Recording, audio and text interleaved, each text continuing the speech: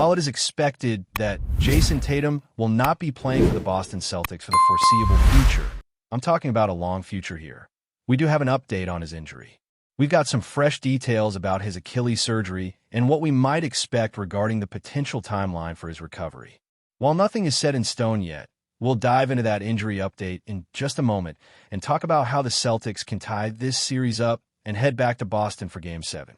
That's right, tonight we have Game 6, and we'll be live for the Celtics versus Knicks. Make sure you're subscribed to the channel and turn your notifications on.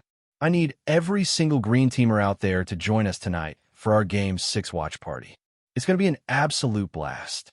Who knows, this could very well be the last one of the season, but we don't want it to be. We want you there. So, hit that subscribe button and stay tuned for the action. Before we get into the weeds about Tatum's situation and the early stages of his recovery, let me make something very clear. This is an Achilles injury. This is one of the worst injuries a player can suffer in the NBA. And for a player who is just 27 years old, right at the peak of his powers, this really stings. It's hard to sugarcoat it. It's going to be a tough pill to swallow for Celtics fans for quite a while. But considering the context of other Achilles injuries that have completely derailed careers and in some cases ended players' time in basketball entirely, Jason Tatum is in a relatively good spot compared to those players. He had surgery just 12 hours after suffering the tear in Game 4 against the Knicks, which is a massive positive. He's been receiving a lot of love and support on Instagram, and that's been great to see. But the important thing here is that this quick turnaround is very unusual. It doesn't typically happen that quickly. Most players who tear their Achilles, it takes much longer before they get the surgery. So Tatum is already ahead of the curve in that regard. If we look at other players who've suffered Achilles injuries, the timelines for their surgeries were much longer than Tatum's. For example, Damian Lillard didn't have surgery until 5 days after his injury just a month ago. DeMarcus Cousins had a 4-day delay, while Wesley Matthews didn't go under the knife for 6 days, almost a week after the injury. Rudy Gay was 5 days out, and he never really recovered to the same level of play. Kevin Durant had his surgery 2 days after the injury, which is quicker but still longer than Tatum's. And here's a fun fact. Durant and Tatum share the same surgeon.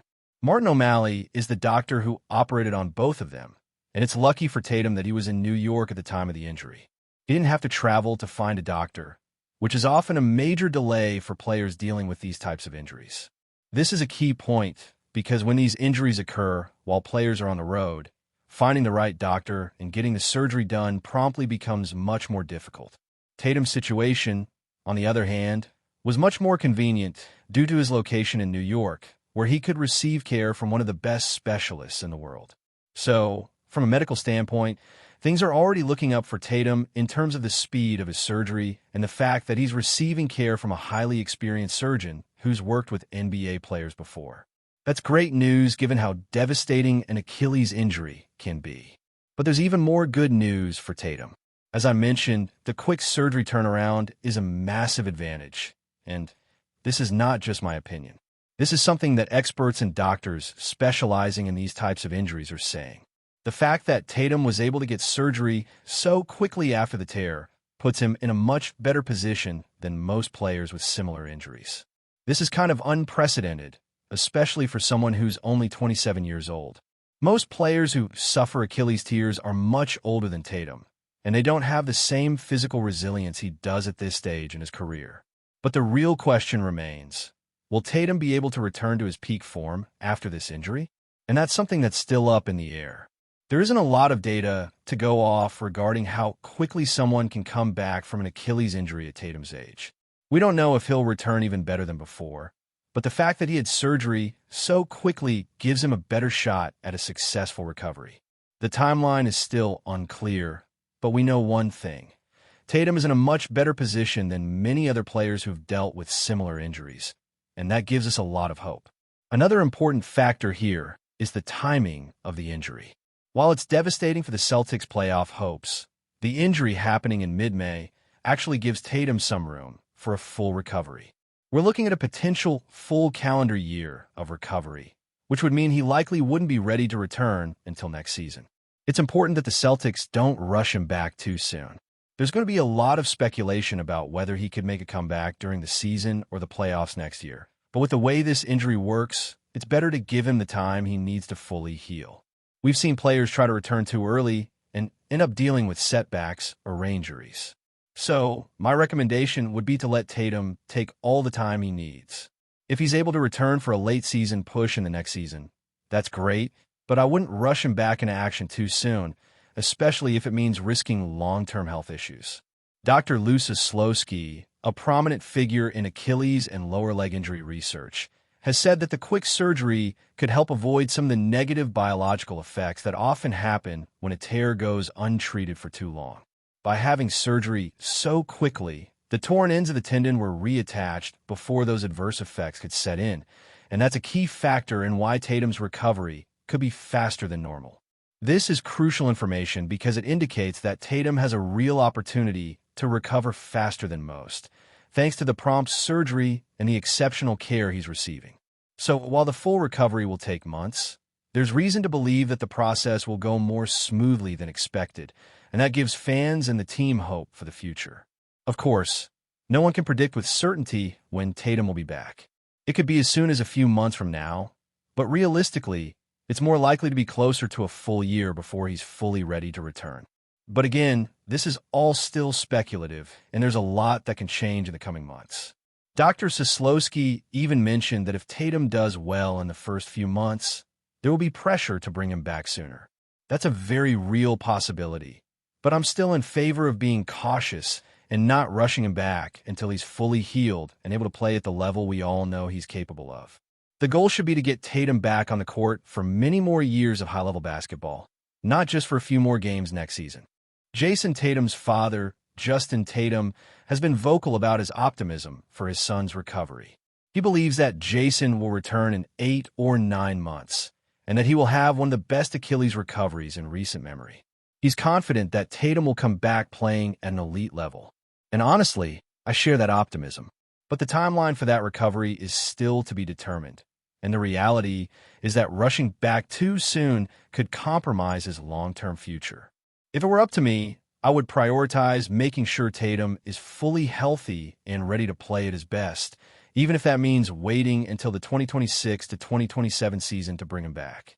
We all want to see Tatum back on the court as soon as possible, but the most important thing is making sure that he's at 100% when he returns.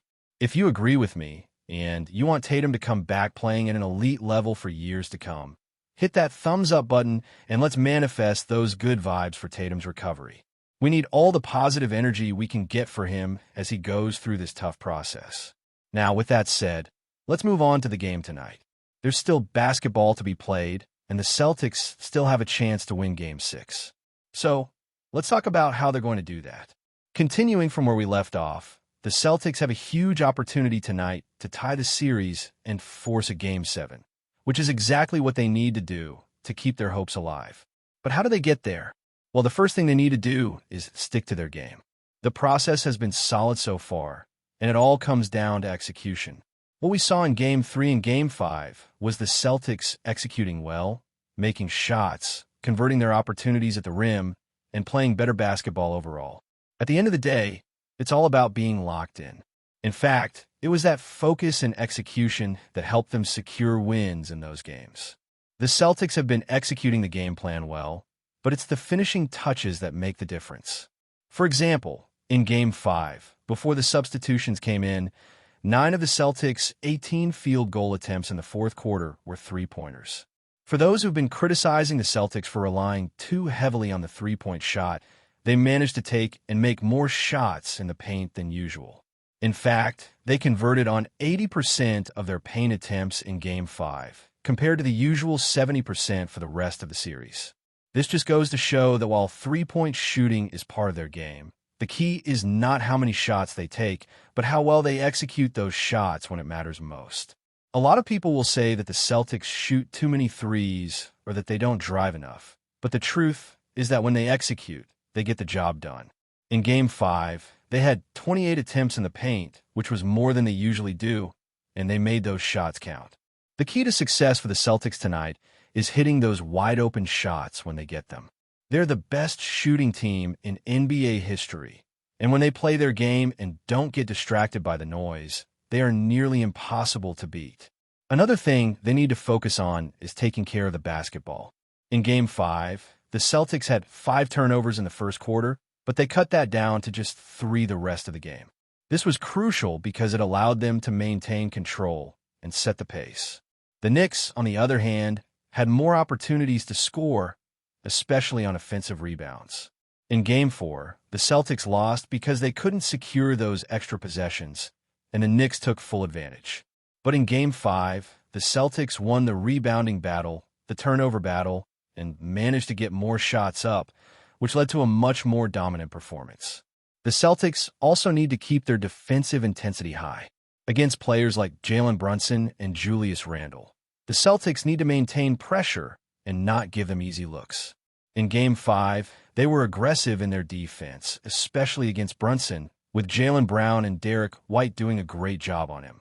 White had an excellent game on defense, and they were able to limit Brunson's impact on the game.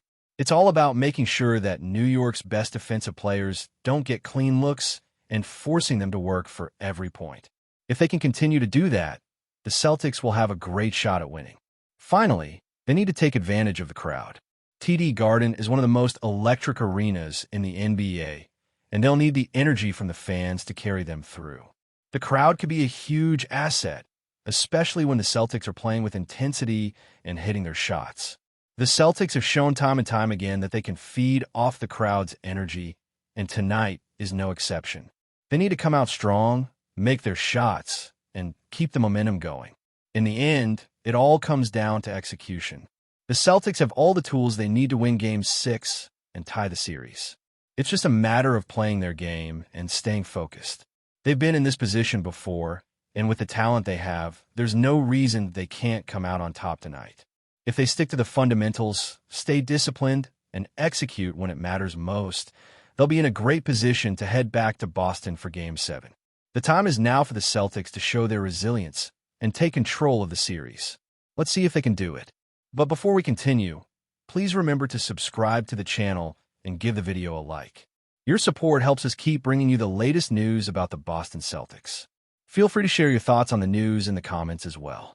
Boston Celtics player Mikal Bridges recently made headlines with a strong statement about his relationship with head coach Joe Mazzulla. Bridges, who has been a key figure for the Celtics this season, openly expressed his refusal to continue playing under Mazzulla's leadership. This surprising declaration has sparked intense discussions among fans, analysts, and within the team itself, raising questions about the future dynamics of the Celtics roster and coaching staff. Mikal Bridges, known for his defensive prowess and consistent scoring ability, has played a significant role in Boston's recent performances. His experience and skills have made him a valuable asset on both ends of the court. However, despite his importance to the team, Bridges' comments suggest a growing tension that could impact team chemistry. Although Bridges has never publicly criticized Mazzulla before, his latest remarks indicate a clear dissatisfaction with the current coaching approach. Joe Mazzulla, who took over as head coach after the Celtics made a mid-season coaching change, has been under pressure to steer the team toward SUC. That's it for this update. If you enjoyed the video and want to keep receiving exclusive news about the Boston Celtics, please subscribe to our channel and give the video a like. We always appreciate your comments and opinions. See you in the next video.